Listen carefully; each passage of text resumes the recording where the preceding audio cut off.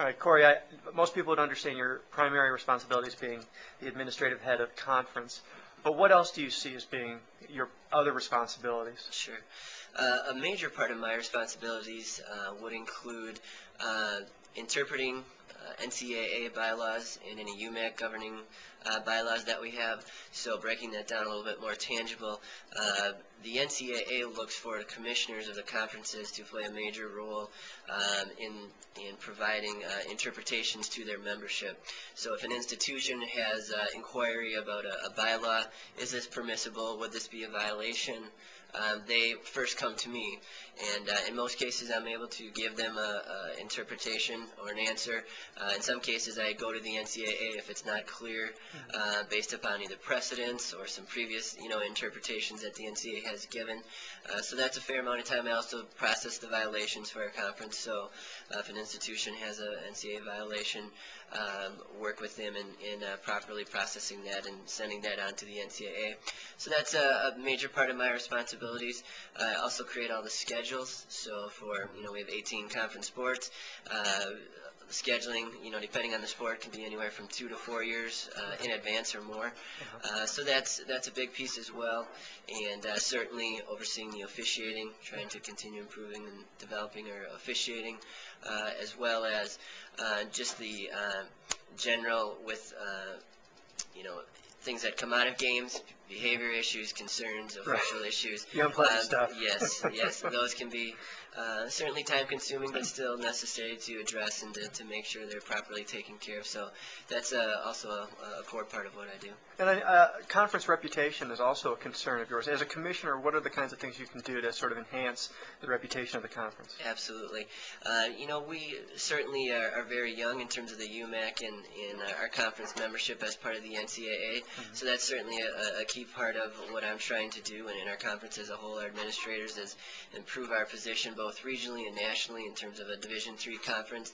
And so I think the analogy that I like to use is we have just pulled out of the driveway. So we're on the road, but we just pulled out of the driveway, and we're not on, we haven't been on it very long. So I think we're on a good road, but now we'll try to certainly improve our position. And that comes in a variety of ways. That comes, the competitiveness side, that's part of it, success in the NCAA championships against other conferences. But there's also certainly some ways to help develop our reputation and how we're viewed through academic type of initiatives, through projects that we do that help promote our student athletes and our institutions, that have nothing to do with necessarily wins or losses. And so that's for me, that's some of the areas where I focus on more, is actually not so much of that competitiveness, necessarily the wins and losses. While it is important, we still want to see each of our programs continue to improve and develop. I'm better able to try to advance our conference in some other areas, with awards, with promotional items that can help develop and certainly further extend our awareness and positioning both regionally and nationally. And we were talking a little bit earlier about soccer, which, for example, next season will have an automatic bid to the NCAA tournament. And I know we have a lot of supporters. They have that question, being a D3 school. When do automatic bids kick in and so forth? Without being too technical, what is that process? Sure. The NCAA requires, as part of their bylaws, in order to receive an automatic qualifier for the conference, which, to break that down, means however we designate either our conference tournament champion or conference champion, that person or that team, I should say, would automatically get to participate in the NCAA championships. So it's called the automatic qualifier.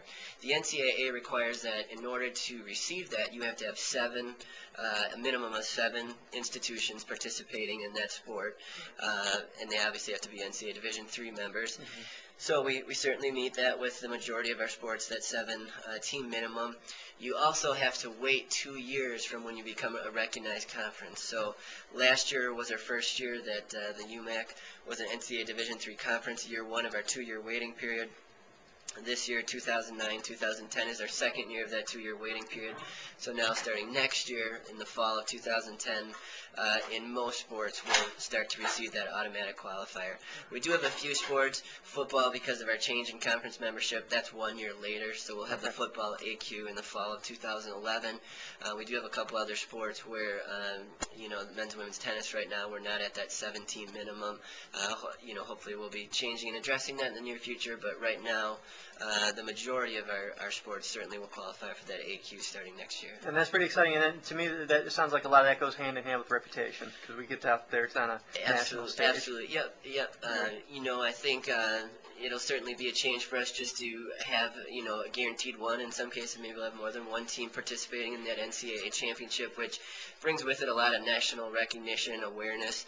Our team will probably most likely have to travel at least, within the region, but still have to travel. And maybe there'll be some home contests as well, hopefully with the NCAA championships. But even just that exposure within our region will certainly help as well.